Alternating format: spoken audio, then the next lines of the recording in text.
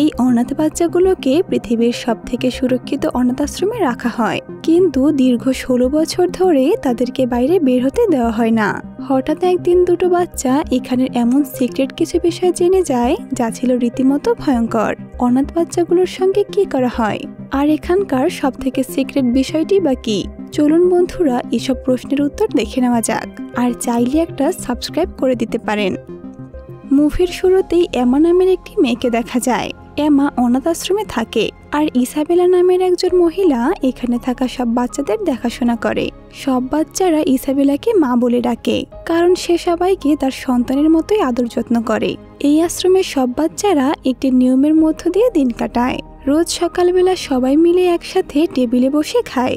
সব বাচ্চাদের সঠিক শিক্ষা দেওয়াই হলো এই আশ্রমের প্রধান লক্ষ্য, সেই সঙ্গে তাদের হাসি খুশি রাখা।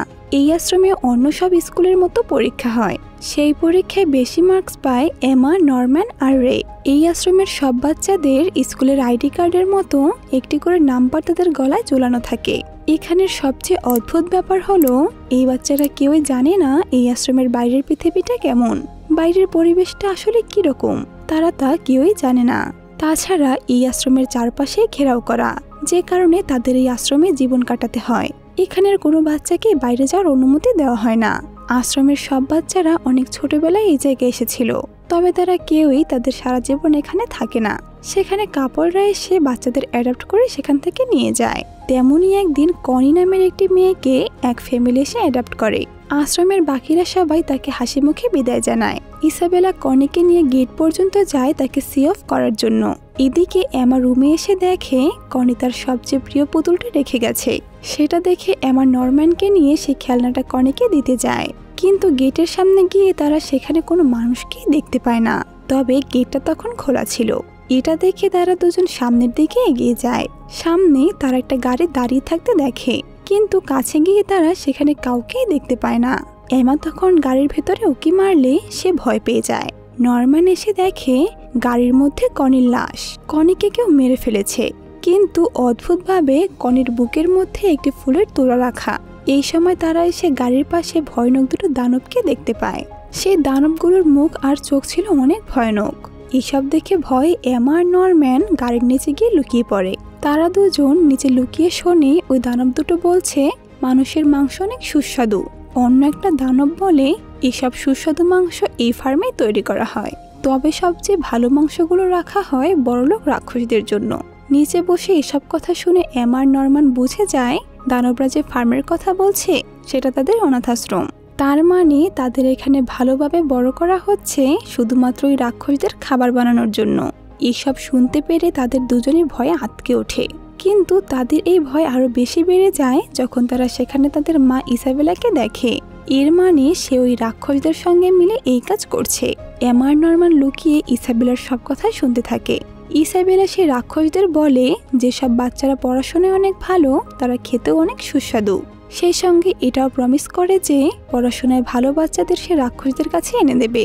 ইসাবেলার এই ভয়ানক সত্যিটা জেনে তারা আর সেখানে থাকতে পারে না। তারা ভয়ে সেখান থেকে পালিয়ে যায়, আর তাড়াতাড়ি সেখান থেকে পালিয়ে অনাথ আশ্রমের দিকে যেতে থাকে। কিন্তু হঠাৎ করে এমা হোঁচট খেয়ে পড়ে যায়, আর সেখানে কান্না করতে শুরু করে। সে তো বিশ্বাসই করতে পারছিল না কনি আর এই পৃথিবীতে নেই, এবং ইসাবেলা তাদের মারতে চায়, কারণ সব বাচ্চারা ইসাবেলাকে নিজেদের মায়ের মতো ভালোবাসে। নরম্যান তখন এমাকে শান্ত হতে বলে আর বোঝায় আমাদের এই জায়গা থেকে পালিয়ে যেতে হবে, কিন্তু এমা সেটা কিছুতেই মানতে চায় না, কারণ অন্য সব বাচ্চাদের কথা তার বারবার মনে পড়ে। ওই সব বাচ্চারা সবাই ভাবছে তারা বেঁচে থাকার জন্য সুন্দর একটি পরিবার পাবে। তখন নরম্যান এমাকে বলে যদি পালাতে হয় তাহলে সবাইকে নিয়েই পালাবো, তুমি এখন শান্ত হও। রুমে এসে সেই রাতে এমা কিছুতেই ঘুমাতে পারে না। তার চোখে বারবার সেই দানবগুলোর চেহারা ভেসে ওঠে। নিয়ম মতো সব বাচ্চারা ঘুম থেকে উঠে খাবার টেবিলে আসে, তবে এমা কিছুতেই গতকালের পর স্বাভাবিক হতে পারছিল না। এটা দেখে নরম্যান তাকে স্বাভাবিক থাকার জন্য বলে, কিন্তু তাও এমা কিছুতেই স্বাভাবিক থাকতে পারছিল না। এসব দেখে নরম্যান এমাকে নিয়ে আশ্রমের মধ্যে একটি মাঠের পাশে নিয়ে আসে। এমাকে বলে আমাদের এখান থেকে বের হওয়ার কোনো একটা প্ল্যান বানাতে হবে, তবে সেটা যতক্ষণ না করতে পারছি আমরা এসব কাউকেই বলবো না। আর এখানেই তারা প্রথম এই অনাথ আশ্রমের দেয়াল পার করে বের হয় আর জঙ্গলের দিকে ছুটে যায়। দুজন মিলে জঙ্গল থেকে বের হওয়ার রাস্তা খুঁজতে থাকে। তবে অনেকক্ষণ খুঁজে তারা একটি বিশাল প্রাচীর দেখতে পায়। এত বড় প্রাচীর দেখে তারা বুঝে যায় এটা পার হওয়া তাদের পক্ষে অসম্ভব। এটা দেখে তারা সেখান থেকে আবারও অনাথ আশ্রমে ফিরে আসে। আর সেই সময় আশ্রমের একটি ছোট বাচ্চা ইসাবেলাকে এসে বলে তার বন্ধু নীলা এই জঙ্গলে হারিয়ে গেছে। কিন্তু এসব শুনেও ইসাবেলার কোনো চিন্তা হয় না। সে তার হাতে থাকা একটি ঘড়ি বের করে আর সামনের জঙ্গলের দিকে যেতে থাকে। তবে অবাক করা বিষয় হলো ইসাবেলা অল্পের মধ্যে সেই বাচ্চা মেয়েকে খুঁজে নিয়ে আসে। এসব ঘটনা এমা আর নরমান সেখানে দাঁড়িয়ে দেখতে থাকে। এসব দেখে তারা বুঝে যায় ওই ঘড়িটা সাধারণ কোনো ঘড়ি না। এটা দিয়েই ইসাবেলা এই আশ্রমের সব বাচ্চাদের লোকেশন জানতে পারে। পরদিন এমা আর নরমান একটা দড়ি বানায় যাতে সেই বিশাল প্রাচীরটা তারা পার করতে পারে। তবে কিছুটা সামনে গেলে তারা তাদের বেস্ট ফ্রেন্ড রেকে দেখতে পায়, কারণ সে এমা আর নরম্যানকে কিছুদিন ধরে ফলো করছিল। কারণ তার সন্দেহ তারা কিছু একটা গোপন করছে। এরপর কোনো উপায় না পেয়ে বাধ্য হয়ে সব সত্যিটা তারা রেকে বলে দেয়। এই সত্যিটা জানতে পেরে রে বলে যত দ্রুত সম্ভব আমাদের এই আশ্রম থেকে পালাতে হবে। তখন এমা বলে আমি বাকিদের এখানে রেখে কখনোই পালাবো না, তাই যদি পালাই তাহলে সবাইকে নিয়েই পালাবো। অন্যদিকে ইসাবেলা যে সে দানবদের কথা দিয়েছিল এইবার সে সবচেয়ে ভালো স্টুডেন্টদের নিয়ে আসবে, এই ব্যাপারটা নিয়ে তারা অনেক টেনশনে পড়ে যায়। কারণ এখানে ভালো স্টুডেন্ট বলতে এমা, নরম্যান আর রেকেই বোঝানো হয়েছে, কারণ তারা তিনজনই এই অনাথ আশ্রমের সবচেয়ে ভালো স্টুডেন্ট। পরদিন ইসাবেলা সবাইকে ডেকে বলে সবাইকে এখন থেকে নতুন একজন কেয়ারটেকার দেখাশোনা করবে। কিন্তু ক্রোন এখানে আসায় আমাদের অনেক অসুবিধা হয়, কারণ সে সবসময় বাচ্চাদের সঙ্গে সঙ্গেই থাকে। সেই রাতে ক্রোন আর ইসাবেলাকে একসাথে দেখা যায়। তারা কিছু একটা গোপন আলোচনা করছিল। ইসাবেলা কনির সেই খেলনাটা ক্রোনকে দেখায় আর তারা সেটা নিয়ে কথা বলে। আসলে সেই রাতে এমা আর নরম্যান ভয়ে খেলনাটা সেখানে ফেলে এসেছিল আর ওই খেলনাটা ইসাবেলার হাতে চলে আসে। আর তারপর থেকে সে বুঝে যায় হয়তো এমা আর নরম্যান সেখানে গিয়েছিল। আর এই কারণে ইসাবেলা ক্রোনকে বলে তাদের উপর নজর রাখতে, কারণ তারা এই আশ্রমের গোপন রহস্য জেনে গেছে। সেজন্য ওরা এখান থেকে পালানোর চেষ্টা তো অবশ্যই করবে, তবে তারা কখনোই এই আশ্রম থেকে পালাতে পারবে না, এটা আমি ভালো করেই জানি। তবে তুমি ওদের চোখে চোখে রাখবে। পরদিন থেকে ক্রোন তার কাজ শুরু করে দেয় আর সব সময় বাচ্চাদের আশেপাশেই থাকে। আর তারা যেখানে যায় ক্রোনও তাদের পিছু নিয়ে সেখানে চলে যায়। এসব দেখে এবার নরম্যান বুঝে যায় ইসাবেলা হয়তো তাদের প্ল্যানটা জেনে গেছে, হয়তো সেই কারণে ক্রোন তাদের আশেপাশেই থাকছে। এসব ভেবে নরম্যানের মনে হতে থাকে তাদের মধ্যে কেউ একজন ইসাবেলার হয়ে কাজ করে আর সেই হয়তো ইসাবেলাকে সবকিছু বলে দিচ্ছে। সে এটাও বুঝতে পারে যে এটা কোনো ছোট বাচ্চার কাজ নয়, তাদের বয়সী কেউ এটা করছে। এই কারণে এবার তারা প্ল্যান করে তাদের বয়সী দুটো বাচ্চা ডন আর গ্লিন্ডাকে সব সত্যিটা বলে দেয়। এরপর প্ল্যান অনুযায়ী তাদের কাজে নেমে পড়ে আর গিয়ে এইসব কথা তাদের দুজনকে বলে দেয়। কিন্তু ডন আর গ্লিন্ডা এইসব কথা বিশ্বাস করতেই চাইছিল না, তবে শেষমেশ তারাও সাহায্যের জন্য রাজি হয়ে যায়। বাইরে এসে নরম্যান এমা আর রেকে বলে তারা ডন আর গ্লিন্ডাকে দড়ির দুই দিক ধরার দায়িত্ব দেবে। এরপর তারা সবাই সে দড়ি ধরে ওই বিশাল প্রাচীরটা পার হবে। আর সেই সময় যদি ডন আর গ্লিন্ডার মধ্যে কেউ পালিয়ে যায় তাহলে বুঝতে হবে সেই ইসাবেলার হয়ে কাজ করে। পরদিন সেখানে গিয়ে দেখে তাদের দড়িটা কেউ একজন লুকিয়ে ফেলেছে আর এখন তারা জেনে গেছে কে ইসাবেলার হয়ে কাজ করছে। এরপর নরম্যান এমাকে বলে এসব দড়ির গল্প আর প্ল্যান রেকে ধরার জন্য আমি বানিয়েছিলাম। সে আরো বলে আমি ইচ্ছে করে এই গল্পটা তোমায় শুনিয়েছিলাম যাতে করে তোমায় ধরতে পারি। আর সত্যি রে ধরা পড়ে গেছে, কারণ এই দড়িটা রে চুরি করেছে, তার মানে সেই ইসাবেলার হয়ে কাজ করে। এসব শুনে এবার রে সত্যিটা স্বীকার করে আর বলে এই অনাথ আশ্রমের সত্যিটা আমি অনেক আগে থেকে জেনে গিয়েছিলাম, তবে আমি অনেকবার চেষ্টা করেও এখান থেকে পালাতে পারিনি আর শেষমেশ পালাতে গিয়ে ধরা পড়ে যাই। আর সেই সময় ইসাবেলা আমায় বলেছিল আমি যতই চেষ্টা করি না কেন এখান থেকে পালাতে পারবো না আর আমাকেও দানবের হাতে তুলে দেওয়া হবে। সে আরো বলে ইসাবেলা আমায় বলেছিল যদি আমি তার হয়ে কাজ করি তাহলে অনেক দেরিতে সে আমায় দানবের হাতে তুলে দেবে, আর সেজন্যই আমি এতদিন ধরে এসব কাজ করছি, তাই আমি সবকিছু তাকে বলে দিতাম। কিন্তু দড়ির সাহায্যে প্রাচীর পার হওয়ার কথাটা আমি এখনো তাকে জানাইনি। তার এমন কথা শুনে নরম্যান বুঝে যায় সে এখন তাদের দলেই আছে। রে তখন তাদের বলে আমি অনেক দিন ধরে এই জায়গা থেকে পালানোর চেষ্টা করেও পারিনি, কারণ আমি একা ছিলাম আর সেজন্যই আমি সেদিন কনির খেলনাটা ওখানে রেখেছিলাম যাতে তোমরা এই খেলনাটা ফেরত দিতে গিয়ে আসল সত্যিটা জানতে পারো আর একসাথে আমরা এই জায়গা থেকে পালাতে পারি। এসব শুনে নরম্যান রেকে বলে তবে তুমি এখন থেকে আমাদের হয়ে কাজ করবে, আবার ইসাবেলার হয়েও কাজ করবে। সেই রাতেই রে ইসাবেলার কাছে আসে আর নরম্যানের প্ল্যান মতো কাজ করে। মানে ইসাবেলাকে গিয়ে বানিয়ে বানিয়ে মিথ্যা কথা বলে আর বলে নরম্যান ইসাবেলার খাবারে বিষ মেশানোর চেষ্টা করছে। এসব শুনে সে রেকে ধন্যবাদ জানায় আর বলে তোমার নিতে একটা ফ্যামিলি আসবে খুব তাড়াতাড়ি। যা শুনে রে বুঝে যায় তাকেও এখন দানবের হাতে তুলে দেবে। এরপরই তারা 5 জন একসাথে জড়ো হয় পালানোর জন্য। কিন্তু ঠিক তখনই সেখানে ক্রোন চলে আসে আর তাদের সব কথা শুনে নেয়। কিন্তু অবাক করা বিষয়, সে এসব কথা ইসাবেলাকে বলে না, উল্টো সে বাচ্চাদের দলে গিয়ে যোগ দেয়। আর তখন সব বাচ্চারা জানতে পারে ক্রোনো তাদের মতো একজন স্টুডেন্ট ছিল আর এই জন্য ক্রোনের গলাতেও সেই নাম্বার লেখা আছে। ক্রোন তাদের বলে আমার লক্ষ্য ইসাবেলাকে রাস্তা থেকে সরিয়ে ফেলা আর ইসাবেলার ওই জায়গাটা নিজে দখল করা। এই জন্য সে বাচ্চাদের সাহায্য করতে রাজি হয়ে যায়। সেই রাতে সব বাচ্চারা মিলে ক্রোনের ঘরে আসে। তখন ক্রোন সবাইকে সে দানবের কাহিনী বলতে শুরু করে। সে বলে প্রায় 1000 বছর আগে মানুষের মধ্যে একটি ভয়ঙ্কর যুদ্ধ হয়েছিল। সেই যুদ্ধ অনেকদিন পর্যন্ত চলেছিল। তবে যখন এই যুদ্ধ শেষ হয় তখন দুপক্ষ ঠিক করে দৈত্য বা মানুষ কেউ কাউকে বিরক্ত করবে না। আর তখন তারা একটা চুক্তি করেছিল যেটার নাম ছিল দ্য প্রমিস।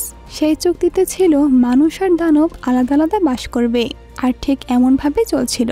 কিন্তু ভুলে কিছু মানুষ দানবদের জগতে আটকে পড়ে, যে কারণে তারা সেই দানবদের শিকারে পরিণত হয়ে যায়। আর তারপর থেকে সেই দানবরা বুঝে গিয়েছিল বুদ্ধিমান মানুষদের খেলে তারা অনেক বুদ্ধিমান হয়ে যাবে। আর এই জন্য দানবরা বাকি যারা বেঁচে ছিল তাদের বলে যদি তারা বুদ্ধিমান মানুষদের দেয় তাহলে অন্যদের ছেড়ে দেবে।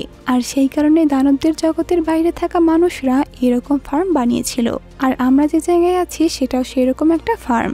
এসব শুনে নরম্যান ক্রোনকে জিজ্ঞেস করে যদি আমরা এখান থেকে পালানোর চেষ্টা করি তাহলে কি হবে। তখন ক্রোন সেই ঘড়িটা দেখায় যেমনটা ইসাবেলার কাছেও আছে। সেটা দেখিয়ে সে বলে সবার গলায় একটা করে ট্রান্সমিটার লাগানো আছে, সেজন্য কেউ যদি পালিয়ে যায় তাহলে ইসাবেলা সেই ঘড়ির সাহায্যে তাকে ধরে ফেলবে। ক্রোন সব বাচ্চাদের ভয় দেখাতে থাকে যাতে করে তারা পালানোর চিন্তা মাথায় না আনে। ক্রোনের কথা শুনে নরম্যান বুঝে যায় সে তাদের সাহায্য করছে ঠিকই, তবে তাদের পালাতে দেবে না। এদিকে রে ইসাবেলার রুমে আসলে ইসাবেলা তাকে একটা ক্যামেরা গিফট করে, কারণ রে অনেকদিন ধরে তার জন্য কাজ করে আসছে। আর তখনই রে ইসাবেলাকে বলে দেয় যে ক্রোন কিভাবে এই জায়গাটার দখল নেওয়ার প্ল্যান করছে।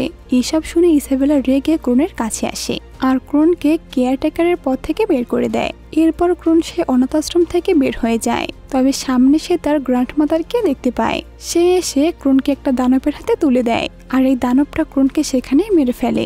অন্যদিকে এমা আর নরম্যান সেই প্রাচীরের কাছে চলে আসে আর আশ্রমে রে ইসাবেলাকে কথায় ব্যস্ত রাখে। ডন ও গ্লিন্ডা দূর থেকে রে আর ইসাবেলার উপর নজর রাখতে থাকে। তবে তাদের এই প্ল্যান ফেল হয়ে যায়। ইসাবেলা সবকিছু ধরে ফেলে। রেকে সে একটি ঘরে আটকে রেখে এমা আর নরম্যানকে ধরতে চলে যায়। এসব দেখে ডন আর গ্লিন্ডা তাড়াতাড়ি গিয়ে রেকে সেই ঘর থেকে বের করে নেয়। অন্যদিকে ইসাবেলা খুঁজতে খুঁজতে ঠিক এমা আর নরম্যানকে পেয়ে যায়। আর এখানেই ইসাবেলা তার নিজের মুখে সব সত্যি স্বীকার করে নেয়। ইসাবেলা তাদের বলে এতদিন তোমাদের সেই সবকিছুই দেওয়া হয়েছে যা তোমরা চেয়েছো, আর এখন আমি যা চাই সেগুলো তোমাদের সবাইকে দিতে হবে। এর মানে এবার এমা আর নরম্যানকে তাদের জীবন দিতে হবে। এসব শুনে তারা ইসাবেলার উপর অ্যাটাক করে দেয় আর সেই সুযোগে নরম্যান সেখান থেকে পালিয়ে যায়। কিন্তু ইসাবেলা এমার পা ভেঙে দেয়। এইসব দেখে ভয়ে নরম্যান সেখানে দাঁড়িয়ে পড়ে। তখন ইসাবেলা বলে কালই তোমাদের এই আশ্রমের শেষ দিন, কারণ তাকে দানবের হাতে তুলে দেওয়া হবে। রাতে সবাই একসাথে বসে নরম্যানের জন্য টেনশন করতে থাকে। তবে নরম্যান তাদের বোঝায় আমি যদি দানবের হাতে মারা যাই সেই সুযোগে তোমরা এখান থেকে পালিয়ে যাবে, তাই আমায় কাল দানবের কাছে যেতে হবে। রাতে সবাই ঘুমিয়ে গেলে নরম্যান সেখানকার বক্সে অদ্ভুত একটা পেন খুঁজে পায়, কারণ সেটার সাহায্যে এই জায়গা দিয়ে পালানো যায়। পরদিন নরম্যান সে প্রাচীরের কাছে আসে আর সেই প্রাচীরের উপর উঠে পড়ে, কিন্তু তার সামনে আরো একটা বড় প্রাচীর করা। এই জন্য সে আর যেতে পারে না, তাই আবারও ফিরে আসে। আর এখন সে তার মৃত্যুকে মেনে নিতে বাধ্য হয়। সেই রাতে এমা, রে আর বাকিরা সবাই নরম্যানকে শেষ বিদায় জানায়। ইসাবেলা নরম্যানকে সেখান থেকে নিয়ে যায়। এদিকে নরম্যানকে যেতে দেখে এমা কান্নায় ভেঙে পড়ে। অন্যদিকে নরম্যান গেটের সামনে গেলে সেখানে দেখে দানবের বদলে সেখানে একটা মানুষ দাঁড়িয়ে আছে। লোকটা নরম্যানকে বলে সে এই জায়গাটার দেখাশোনা করে, আর এর মানে মানুষ আর দানবের মধ্যে কেমন সম্পর্ক আছে সেসব দেখাশোনা সে করে। এইসব কথা বলতে বলতে নরম্যান তার সামনে একটা দানবকে এগিয়ে আসতে দেখে, আর ওই দানবটা তাকে মেরে ফেলার জন্য তৈরি হয়ে যায়। এরপর অনেক মাস কেটে যায়। এমাকে দেখা যায় যে কিনা এখনো সে পায়ের ব্যথার জন্য বিছানায় শুয়ে আছে। আর এখন এমা আর রে এই অনাথ আশ্রম থেকে পালানোর সব আশা ছেড়ে দিয়েছে। তারা দুজন এটা মেনে নিয়েছে তাদের এভাবেই মারা যেতে হবে। এমন করে আরো 2 মাস কেটে যায় আর আজ রাতে রেকেও দানবের হাতে তুলে দেওয়া হবে। তবে তার আগে এমা রেয়ের কাছে আসে আর বলে এখন তোমার কাছে সময় আছে, চলো পালিয়ে যাই। তবে রে প্ল্যান করে সে আগুন জ্বালিয়ে এই ঘর সহ নিজেকে জ্বালিয়ে দেবে আর সেজন্য সে ওই ঘরে আগুন জ্বালিয়ে দেয়। আগুন সব জায়গায় ছড়িয়ে পড়ে। এটা দেখে এমা ইসাবেলাকে ডাক দেয়। ইসাবেলা তাড়াতাড়ি এসে সব বাচ্চাদের ঘর থেকে বের হতে বলে, কিন্তু এসে দেখে ঘরে কোনো বাচ্চাই নেই। আর এখানেই বোঝা যায় এই সবই এমা আর রে প্ল্যান করে রেখেছিল, কারণ এই 2 মাস তারা শুধু অভিনয় করে গেছে যাতে ইসাবেলা কিছুই বুঝতে না পারে। সেই সঙ্গে তারা এই আশ্রমের সব বাচ্চাদের সত্যিটা জানিয়ে দিয়েছিল আর সবাইকে আজকের জন্য রেডি করে রেখেছিল, কারণ নরম্যান একটা চিঠি আর সেই পেনটি এমার জন্য রেখে গিয়েছিল। সেই চিঠিতে সে এই জায়গা থেকে পালানোর সব প্ল্যান লিখে রেখেছে আর সেই জন্যই এমা এই 2 মাস ধরে সেই প্ল্যান অনুযায়ী কাজ করতে থাকে। ইসাবেলা সবটা বুঝে যায় যে এমা আর রে তাকে এতদিন ধোঁকা দিয়েছে, এই জন্য সে তাদের ধরতে যায়। তবে সে তার ঘড়িটা বের করে দেখে ওই ঘড়িটাতে কোনো লোকেশন দেখাচ্ছে না, যার মানে হলো সব বাচ্চারা তাদের গলায় থাকা সেই ট্রান্সমিটারটা খুলে ফেলেছে। এসব জানতে পেরে ইসাবেলা আরো তাড়াতাড়ি দৌড়াতে থাকে। অন্যদিকে সব বাচ্চারা সেই দড়ি ধরে উপরে উঠতে থাকে। ধীরে ধীরে সবাই উঠে পড়ে। এখন সেখান থেকে সবাইকে আবার নিচে নামতে হবে। এরপর তাদের কাছে থাকা বড় দড়িটার এক মাথা একটা গাছের সঙ্গে বেঁধে ফেলে আর সব বাচ্চারা এক এক করে ওপাশে যেতে থাকে। সব বাচ্চারা ওপাশে বের হয়ে যায়, কিন্তু শুধু এমা এই পাশে রয়ে যায়। সে পার হতে গেলেই সেখানে ইসাবেলা চলে আসে। ইসাবেলা এসে দেখে সব বাচ্চারা সেই প্রাচীরটা পার হয়ে গেছে। এসব দেখে তার নিজের ছোটবেলার কথা মনে পড়ে যায়। ইসাবেলাও এক সময় এইরকম স্টুডেন্ট ছিল, তার অনেক বন্ধু ছিল। সেও সব সময় এখান থেকে পালাতে চাইতো, এখান থেকে মুক্ত হতে চেয়েছিল, তবে এটা সে কখনোই করতে পারেনি। তার আগে তার সব বন্ধুদের দানবরা মেরে ফেলেছিল। পুরনো কথাগুলো ভেবে ইসাবেলা সেখানে অনেক ইমোশনাল হয়ে পড়ে। আর এইবার সে ভাবে সে তো এখান থেকে কখনোই মুক্ত হতে পারেনি, তবে এই বাচ্চাদের তার এখান থেকে মুক্ত করে দেওয়া উচিত। সেজন্য এমা ওপাশে যেতে গেলে সে দড়িটা কাটতে গিয়ে ইসাবেলা থেমে যায়। সে এমাকেও যেতে দেয়।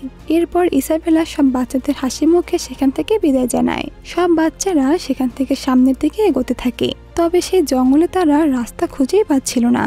এমন সময় এমা তার কাছে থাকা ওই পেনটা বের করে। সেটা খুলতেই ওটার ভেতর থেকে অদ্ভুত দেখতে একটা পেঁয়াজ বের হয়ে আসে আর এই পেঁয়াজটা তাদের রাস্তা দেখাতে থাকে।